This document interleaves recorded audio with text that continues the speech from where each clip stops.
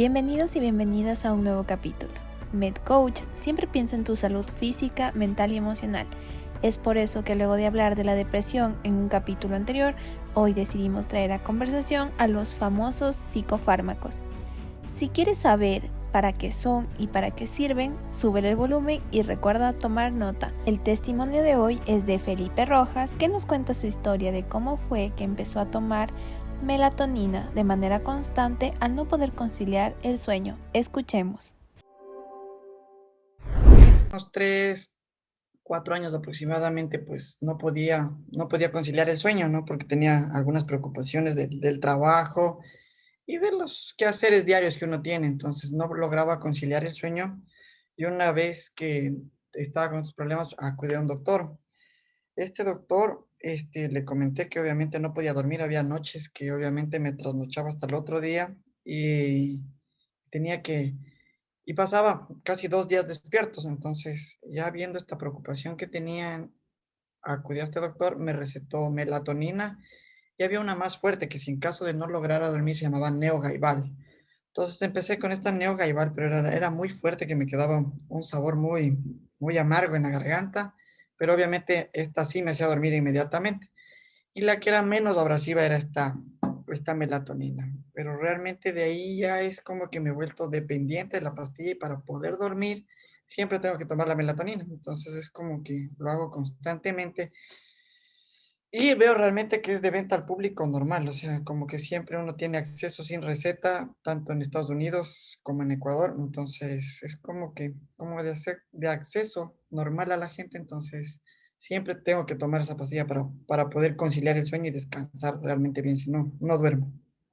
A ver, eran las preocupaciones más del trabajo, ¿no? Digamos, yo tenía un proyecto o un contrato un poco grande, entonces entraba mi preocupación de cómo voy a solucionar ese contrato, o sea, cómo voy a terminar ese contrato, cómo es la programación.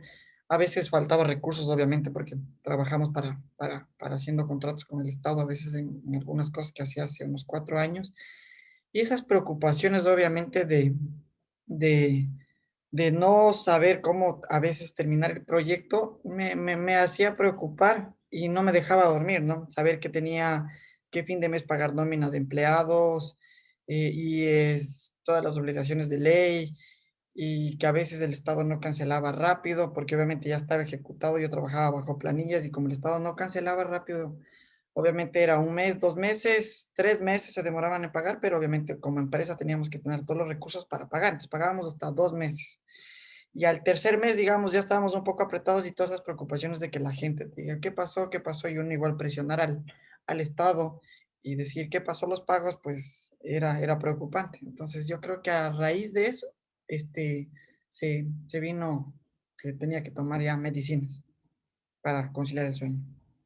Tuve un psicólogo, obviamente. Fue el psicólogo y el psicólogo fue el que me recetó, o sea, me lo dijo así, debería empezar a tomar melatonina o neogaibal para poder descansar, porque obviamente ya esto ocasionaba que tenga problemas de no descansar. Entonces el psicólogo me lo dijo y ahora realmente ya es decisión personal mía de siempre comprar y tener mi frasco al lado de mi velador, mi frasco de melatonina para poder dormir.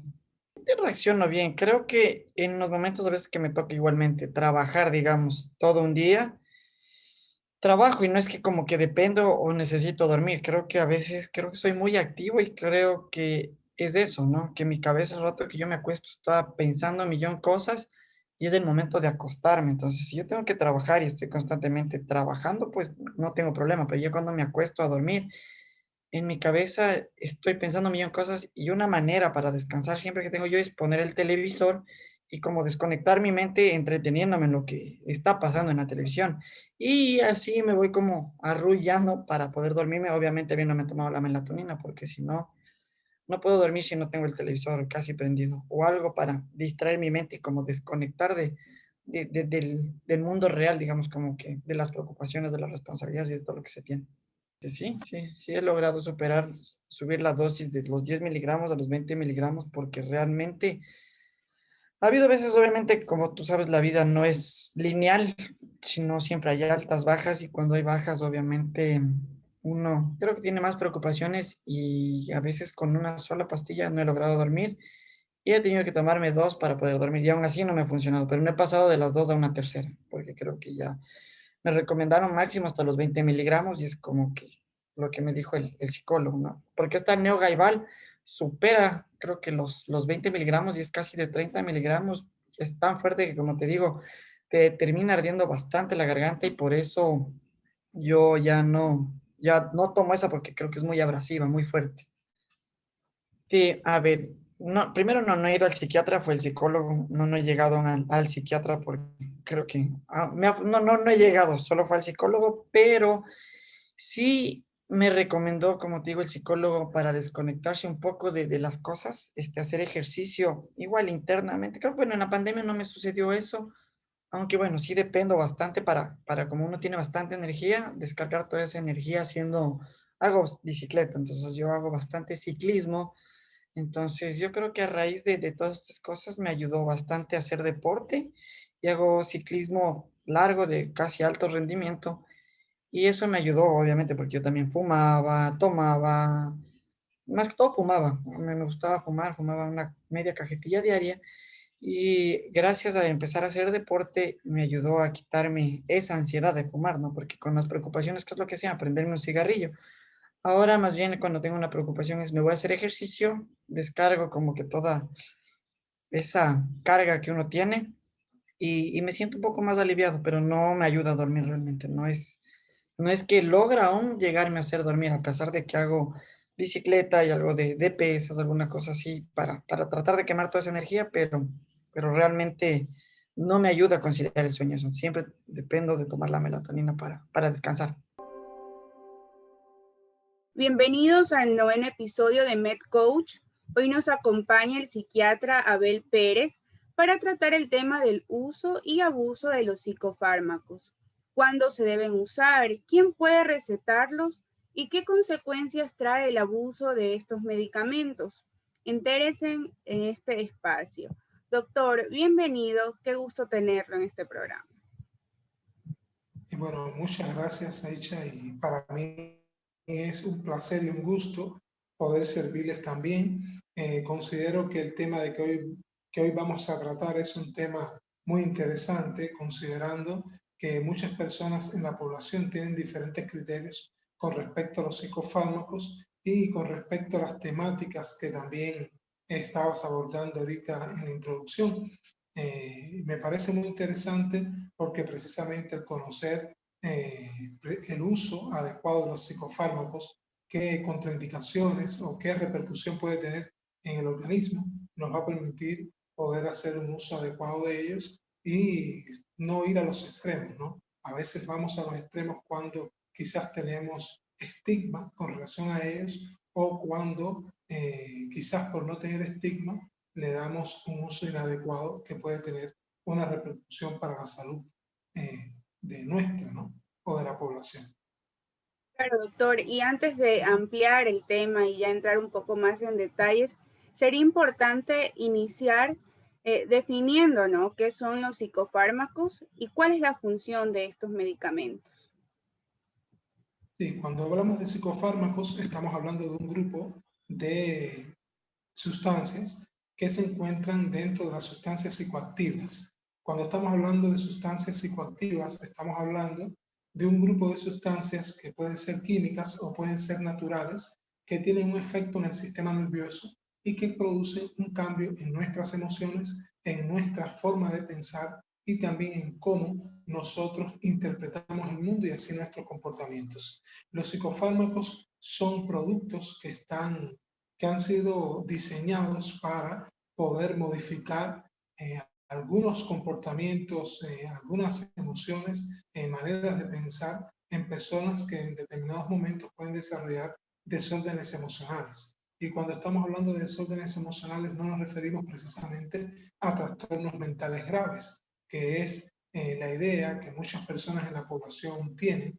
Cuando hablamos de trastornos mentales graves, a veces las personas relacionan en los psicofármacos a lo que peyorativamente le nombran en la calle, en la población, locos, ¿no?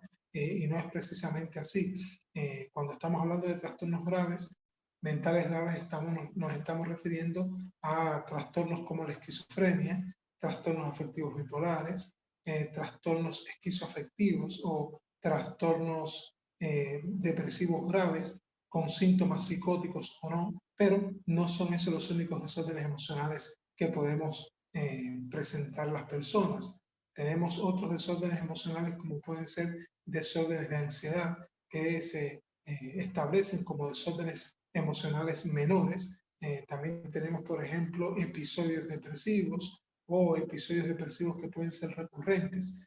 Tenemos también trastornos del sueño, otros desórdenes emocionales como pueden ser trastornos de la conducta alimentaria. En fin, tenemos un grupo de desórdenes emocionales en los cuales son necesarios los psicofármacos, sobre todo porque somos las personas seres biológicos, psicológicos, sociales, y en ocasiones las personas consideramos que somos solamente psiquis o somos solamente seres sociales, y no es así. A veces hay personas que consideran que solamente con psicoterapia o terapias que tienen un efecto psicológico solamente se pueden resolver los desórdenes emocionales, y nos olvidamos que tenemos también una biología, tenemos una bioquímica que está permeada por hormonas, por neurotransmisores, por enzimas, por receptores a los cuales nos condicionamos, y que en muchas ocasiones cuando estamos afectados emocionalmente, precisamente porque parte de esta bioquímica que forma parte del medio interno de nuestro organismo, se pone en desequilibrio, y son los psicofármacos precisamente los que se utilizan para estabilizar y lograr que los síntomas que son involuntarios puedan mejorar de manera adecuada. Doctor, ¿qué problemas son tratados a través de psicofármacos? ¿Hay una clasificación de estos medicamentos? Y un poco si nos puede mencionar cuáles son los más comunes. Es decir, por ejemplo, este es utilizado para la depresión, y así dándole como un nombre a cada uno de los medicamentos y a la vez de qué problema va a contrarrestar. Sí, Aish. Bueno, existen diferentes grupos. Dentro de los grupos más utilizados a nivel mundial están los antidepresivos. Los antidepresivos son un grupo de fármacos que se utilizan precisamente para tratar los desórdenes depresivos, teniendo en cuenta que la depresión es la enfermedad que ocupa el primer lugar dentro de todos los desórdenes emocionales a nivel mundial. Y dentro de todas las enfermedades que existen a nivel mundial ocupa el cuarto a quinto lugar a nivel mundial. Estos son datos dados por la OMS y bajo estudios rigurosos donde se han establecido durante 5 y 10 años de trabajo arduo, ¿no? Entonces, ¿qué problema tiene la depresión? La depresión tiene grados que oscilan desde leve, moderado, grave, y estas clasificaciones muchas veces en la práctica son imperceptibles. Es muy difícil poder identificar en ocasiones cuando una persona va atravesando desde una depresión leve y cómo llega a una depresión grave, teniendo en cuenta que la mayoría de los síntomas que ocurren en las depresiones son subjetivos. O sea, podemos estarnos riendo, podemos estar quizás trabajando, o quizás podemos tener un carácter un poco irritable y aparentemente no se sabe que estamos deprimidos. Sin embargo, el principal síntoma de la depresión es la tristeza, y acompañado de la tristeza pueden aparecer deseos de llorar, llanto ocasional o frecuente, sentimientos de vacío, sentimientos de soledad, sentimientos de desesperanza, y puede llegar incluso a la conducta o idea suicida, que es la complicación más frecuente y más grave de la depresión. Para esto se utilizan los antidepresivos, y los antidepresivos, uno de los mecanismos de acción fundamentales que tienen es aumentar los niveles de serotonina en sangre. Se ha comprobado que generalmente cuando los pacientes se deprimen existe un neurotransmisor que es la serotonina, que tiene la tendencia a disminuir por encima de los valores considerados como normales. Y los antidepresivos precisamente trabajan aumentando los niveles de serotonina. Para esto, por ejemplo, podemos encontrar los antidepresivos inhibidores selectivos de la recaptación de serotonina, como están, por ejemplo, la fluoxetina, la paroxetina, la sertralina. También se encuentra el escitalopram, la venlafaxina. Son un grupo de antidepresivos. Hay otros que son los antidepresivos tricíclicos, que son antidepresivos de una generación más antigua, como son, por ejemplo, la clormipramina, está la amitriptilina, la imipramina, pero que en la actualidad se utilizan los antidepresivos inhibidores selectivos de la recaptación de serotonina porque son psicofármacos de una generación más moderna y que permiten que las reacciones adversas, los efectos adversos sean menos evidentes en las personas, sean mejores tolerados, tengan un margen de seguridad mayor y, por supuesto, cuando la persona los requiere, son muy efectivos. Otro grupo de fármacos muy frecuentes son las benzodiazepinas. Las benzodiazepinas son fármacos que tienen 4 propiedades fundamentales. Dentro de ellas se encuentran, por ejemplo, las propiedades ansiolíticas para disminuir la ansiedad, propiedades hipnóticas para poder descansar o dormir, las propiedades miorelajantes porque ayudan a disminuir las tensiones musculares por acción en el sistema nervioso central y tienen también propiedades anticonvulsivantes. Estos fármacos se utilizan fundamentalmente para los desórdenes de ansiedad, pero son fármacos que se deben prescribir con cierto cuidado por el riesgo que sí tienen de generar farmacodependencia, sobre todo cuando no llevan un acompañamiento adecuado por parte de un profesional. Lo que te describe la literatura es que se deben utilizar máximo por 3 a 4 semanas, excepto que el profesional lo requiera pertinente.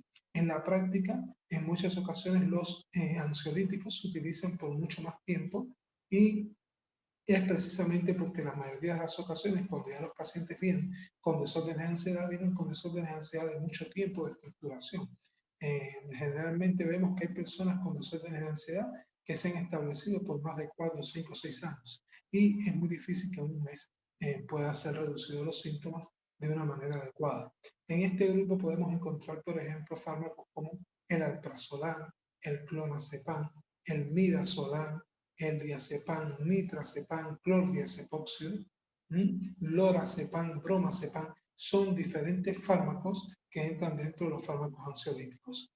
Otro grupo de fármacos se encuentran también los neurolépticos. Los neurolépticos son medicamentos que se utilizan específicamente para tratar los desórdenes psicóticos. ¿Cuáles son los desórdenes psicóticos? Son aquellos desórdenes donde el paciente tiene una pérdida del contacto con la realidad que puede ser parcial o total. Esta pérdida del contacto con la realidad son personas que se llegan a descompensar de tal manera que comienzan a vivir un mundo diferente al mundo real. Dentro de ellos los síntomas fundamentales son, por ejemplo, las alucinaciones, que pueden ser de diferentes tipos dependiendo del órgano de los sentidos que estén comprometidos, como por ejemplo si son auditivas, son alucinaciones auditivas, alucinaciones visuales, alucinaciones olfatorias, gustativas o táctiles, por ejemplo. Pueden aparecer ideas delirantes, que son ideas falsas, pero que el paciente lo concibe como reales y a partir de ahí pueden también tomar diferentes características y el objetivo de los neurolépticos es precisamente actuar en receptores específicos como los receptores dopaminérgicos que cuando están elevados por encima de los valores considerados como normales son las causas fundamentales de estas sintomatologías anteriormente descritas, como también, por ejemplo, dentro de los desórdenes psicóticos, como se encuentra la esquizofrenia, los trastornos psicóticos agudos, los trastornos afectivos bipolares, sobre todo el tipo 2, tienen muchas veces la aparición de todos estos síntomas y dentro de ellos se utilizan, por ejemplo, medicamentos como el haloperidol de 5 miligramos por mililitro, el decanoato de haloperidol, que es una ampolla que se utiliza para el tratamiento fundamentalmente de los desórdenes psicóticos crónicos como la esquizofrenia. Se encuentra también, por ejemplo, la levomepromacina, la risperidona, la quetiapina, la olanzapina, la clozapina, es uno de los grupos de los medicamentos más utilizados. También se utiliza un grupo de medicamentos como los eutimizantes, que son medicaciones que tienen propiedades anticonvulsivantes, pero que se utilizan también en psiquiatría como estabilizadores del estado de ánimo. Y se utilizan, por ejemplo, la lamotrigina, la carbamazepina, el ácido valproico, la gabapentina, son medicamentos que son muy utilizados sobre todo en aquellos desórdenes que requieren que además de otros fármacos que se utilicen, hay algunos que pueda ayudar a la estabilización de las fluctuaciones de los estados de ánimo, sobre todo en los trastornos afectivos bipolares. Y estamos hablando de estos grupos de fármacos que son los más utilizados en la psiquiatría, sobre todo para que los pacientes y la población puedan entender que todos tienen un objetivo específico, que no son fármacos que se utilizan solamente porque un profesional quizás se le ocurre prescribirlos sin un objetivo definido, y de aquí la importancia que la población no se automedique, porque en ocasiones la población se automedica sin conocer precisamente cuál es el mecanismo de acción, cuál es el objetivo definido, cuáles son, por ejemplo, las áreas del organismo que más se pueden ver comprometidas o afectadas en caso de un uso inadecuado, y precisamente nos preparamos los psiquiatras para esto, ¿no? ¿Por qué? Porque los psiquiatras, antes de estudiar psiquiatría, primero estudiamos medicina, y es precisamente porque necesitamos conocer, por ejemplo, las estructuras anatómicas, la fisiología del organismo, qué es lo que sucede para poder prescribir. Doctor, justamente me tomo un poco de lo que usted mencionaba justamente ahorita, ¿no? Que habla sobre el automedicarse. Entonces, ya teniendo como este inciso, en el caso de que un paciente que ha sido recetado, ¿no? De algún psicofármaco, ¿de qué manera tiene que actuar? ¿Qué cosas no puede hacer? Y también otra pregunta que se deriva de esta es si los psicofármacos pueden causar algún tipo de dependencia. Ya. Aicha, primeramente, como yo te estaba comentando, nosotros los profesionales que hemos sido preparados para poder prescribir, precisamente debemos prescribir basado en teorías bien fundamentadas y experiencia clínica que nos permita conocer el motivo por el cual prescribimos un fármaco. Una de las situaciones más complejas que hoy existen en la población es que existen estigmas con relación a los medicamentos. Hay una gran parte de la población que considera que cuando se trata de psicofármacos, la están asociando inmediatamente a una farmacodependencia, a una adicción a los psicofármacos. Y hay otras personas que lo consumen sin tener en cuenta para qué precisamente es la prescripción del fármaco. Una vez que un profesional prescribe un fármaco, lo primero que tiene que tratar de mantener un paciente es el cumplimiento de las orientaciones.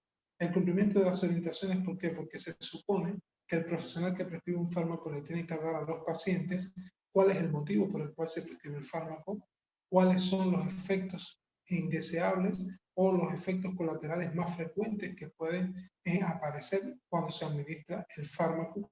Se debe tener en cuenta también qué tiempo va a durar el tratamiento y cuáles van a ser los resultados o cuáles puede ser el pronóstico una vez que se prescribe el fármaco. Los fármacos deben prescribirse a una dosis determinada con un horario específico en el cual se debe tomar, que nunca se debe transgredir estos horarios. ¿Por qué? Porque todos los fármacos tienen algo que se llama farmacodinámica y farmacocinética.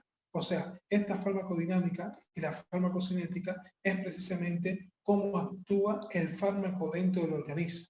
Y el fármaco, a la hora de actuar, tiene un área que es por donde se administra, que nos damos cuenta que muchos fármacos se administran por vía oral, pero otros se administran por vía parenteral, que puede ser intravenosa o intramuscular. Otros fármacos se administran, por ejemplo, por vía subcutánea, ¿sí? Entonces, en dependencia de cuál sea la vía de administración, la farmacodinámica y la farmacocinética cambian y varían. Asimismo, existe un tiempo en que el fármaco alcanza su pico máximo de concentración en el organismo, pero también tiene un tiempo que es el tiempo de vida media, que es el tiempo que demora el organismo en eliminar la mitad de la concentración del medicamento en sangre. Por ejemplo, hay fármacos que en ocasiones vemos que un médico lo puede prescribir cada 8 horas o cada 12 horas. Cuando se hace esto, generalmente se hace porque coincide con el tiempo de vida media del fármaco.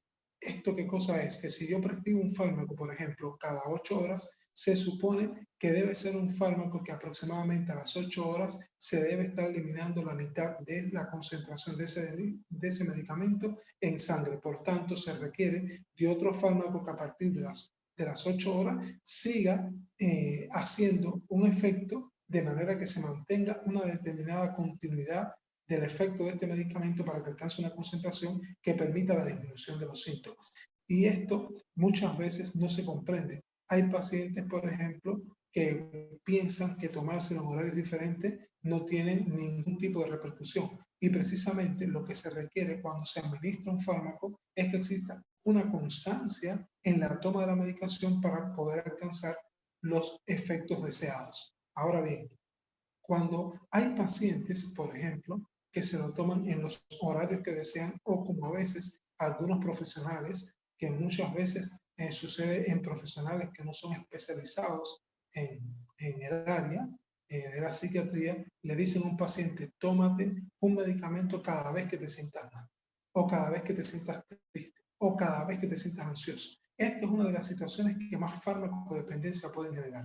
¿Por qué? Porque aquí no estamos tratando al paciente para que se logre una disminución o una estabilización de los neurotransmisores de manera adecuada. Aquí lo que estamos haciendo es invitando al paciente a que cada vez que se siente un síntoma se lo tome, pero cada vez que te tomes ese medicamento, lo que se va a reducir el síntoma en ese momento, pero no se va a trabajar con la causa que genera la aparición involuntaria de los síntomas. Entonces, cuando un paciente se comienza a tomar este medicamento de una manera irregular y no de una manera bien secuenciada, con una frecuencia determinada, el paciente se puede pasar años tomando medicación. Hemos tenido, por ejemplo, pacientes que han tenido 20 años tomando clonazepam, pacientes que han tomado, por ejemplo, 5 años clonazepam o alprazolam, cualquier otro tipo de medicamentos.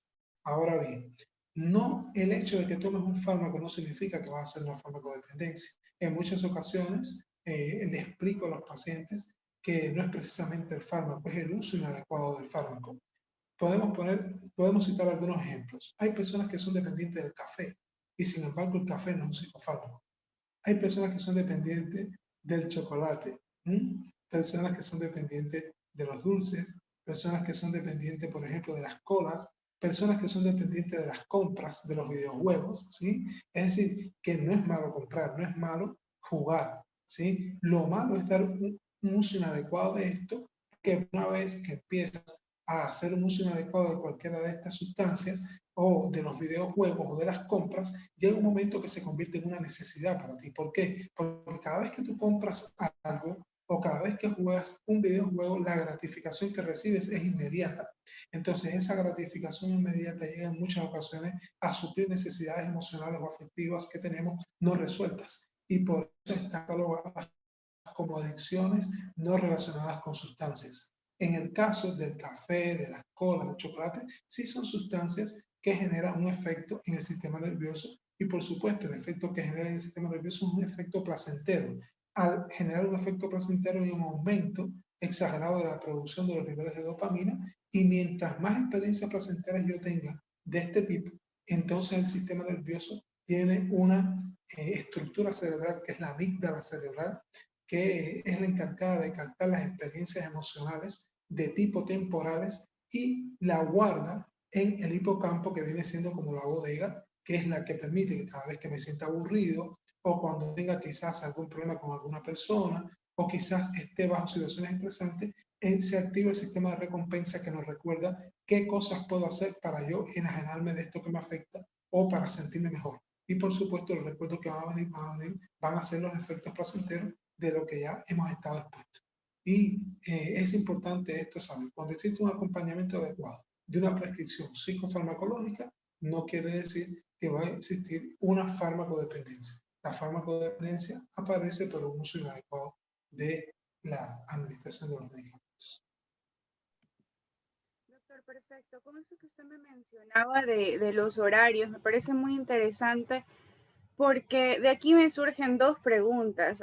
Una es si el uso incorrecto del fármaco o en el horario incorrecto puede generar que esta medicina sea invasiva para los órganos. Y también la otra pregunta es, ¿quiénes nomás están capacitados para recetar estos fármacos, porque tenemos un testimonio previo que mencionaba que él, su psicólogo, le recetó usar un fármaco. Sin embargo, he podido leer que las personas que están como en la potestad de hacerlo son los psiquiatras. Entonces, un poco para despejar de esta duda para quienes también la tengan, ¿no? Sí, Aicha, el tomar un psicofármaco en horarios que no son los adecuados, no precisamente quiere decir que vaya a dañar un órgano, pero sí puede generar, como yo te comentaba, el uso incorrecto, una necesidad del organismo de mantener tomándose un fármaco porque los síntomas no mejoran. Entonces, mientras más tiempo estás tomando el fármaco, más expuestos están los órganos a sufrir afectaciones, porque debemos recordar primero que siempre todos los psicofármacos que se consumen se metabolizan en el hígado y se excretan a nivel renal. Y también muchas veces tienen excreciones también intestinales. Por tanto, cuando estamos sometidos a la administración de fármacos por tiempo prolongado, por precisamente no respetar los horarios y no llevar un uso adecuado del medicamento, sí puede generar en ocasiones, por ejemplo, hay fármacos que son hepatotóxicos, como es, por ejemplo, tienen propiedades hepatotóxicas como son, por ejemplo, los glutimizantes. Los anticonvulsivantes como la carbamazepina, como la lamotrigina, el ácido valproico, no quiere decir que todo el que lo toma va a hacer una hepatopatía o una afectación del hígado, pero sí se debe hacer estudios o exámenes de laboratorio cada 6 meses, mínimo cada 6 meses, para ver cómo está el funcionamiento hepático, y asimismo se deben hacer perfiles renales para ver cómo está funcionando los riñones, precisamente porque hay que cuidarlos. Ahora, una sobredosis de fármacos también puede generar daños en los órganos. De aquí la importancia de que las personas no se automediquen, porque en muchas ocasiones las personas toman fármacos de acuerdo a la intensidad de los síntomas. Y, por ejemplo, si ven que empiezan a tomar el prazolam y ya llevan 3 meses tomando una tableta y ven que no mejoran, o que el sueño que antes lograban conciliar con el fármaco a los 3 meses ya no lo concilian igual, en ocasiones no ni siquiera preguntan a un profesional si lo deben continuar tomando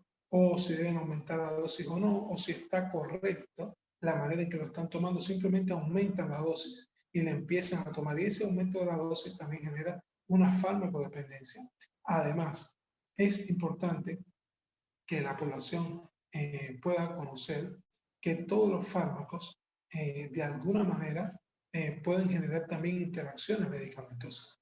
Y a veces estamos tomando quizás, por ejemplo, fármacos para controlar la presión arterial, o quizás fármacos, por ejemplo, porque tenemos una gastritis o una úlcera, y puede ser que algunos de los psicofármacos puedan interactuar con esto y pueda generar también efectos indeseables. Ahora, con relación a quién puede prescribir psicofármacos, los psiquiatras estamos dentro de los profesionales que podemos prescribir psicofármacos, pero también, por ejemplo, puede ser un neurólogo o puede ser también un médico familiar entrenado en el área nuestra, ¿no?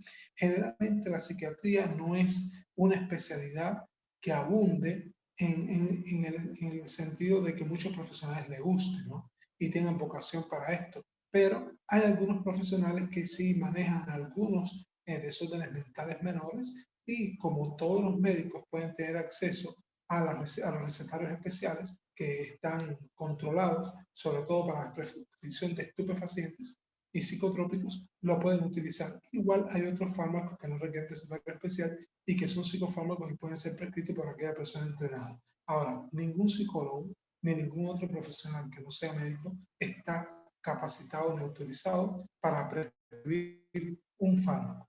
Primero, ¿por qué? Porque la psicología es una disciplina y una rama que trabaja articulado con la psiquiatría, con la neurología, por ejemplo, con la endocrinología, con cualquier disciplina médica. ¿Por qué? Porque la psicología precisamente trabaja en la psiquis, pero los psicólogos no son médicos. Los médicos somos psiquiatras, somos neurólogos, podemos ser, por ejemplo, endocrinólogos, pero los psicólogos no.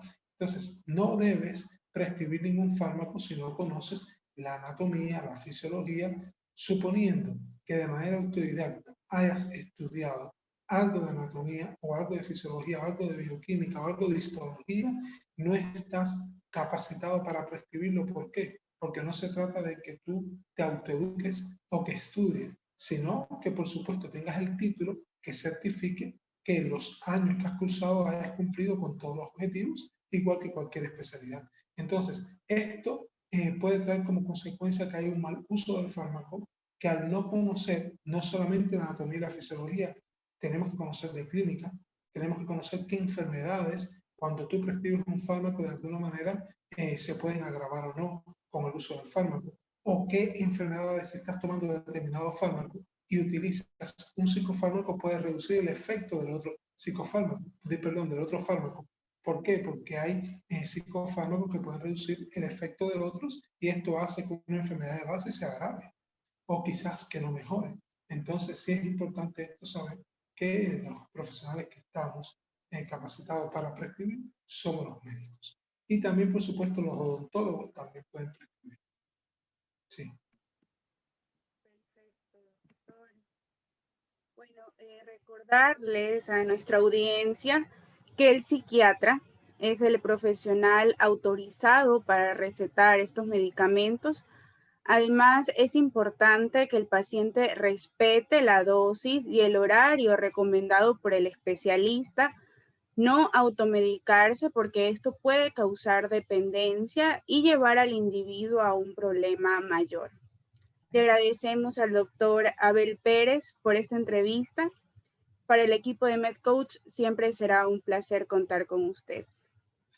Muchas gracias a ustedes, Aisha. Yo quisiera terminar comentándoles algo, y es que, bueno, aprovechando que también has mencionado un poco la psiquiatría, poderle transmitir a los televidentes que la psiquiatría en muchas ocasiones también es un poco estigmatizada, ¿no? Y muchas veces se relaciona el psiquiatra que solamente está para trabajar con las personas que peyorativamente le denominan locos, o que simplemente está para prescribir fármacos. Y no es así, ¿no? Nosotros como psiquiatras somos una especialidad que estamos especializada precisamente en identificar las causas de los comportamientos que son patológicos, que no son normales, y nos dedicamos fundamentalmente a la psicopatología. Ahora, estamos entrenados en la promoción de salud mental, la prevención de salud mental, también en el tratamiento y la recuperación de un paciente. Y que para poder prescribir fármacos, que es una de las áreas que nosotros dominamos como psiquiatras, también tenemos que conocer psicología, porque si no conoces psicología no puedes entender la patología.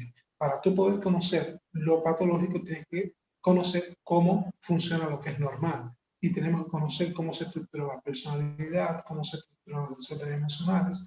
Por tanto, comentarles que no tengan temor en poder ser ayudados, orientados por un psiquiatra. Estamos para contribuir con la población y para trabajar articulados con otras disciplinas, como también la psicología y otras ramas de la medicina que hemos hablado. Muchas gracias a ustedes por la oportunidad, y siempre estaré en la predisposición para poder colaborar. Gracias, doctora, a usted por esta aclaración. Sin duda es muy oportuna y ya saben, cuando se les presente alguna condición mental, no olviden visitar al psiquiatra.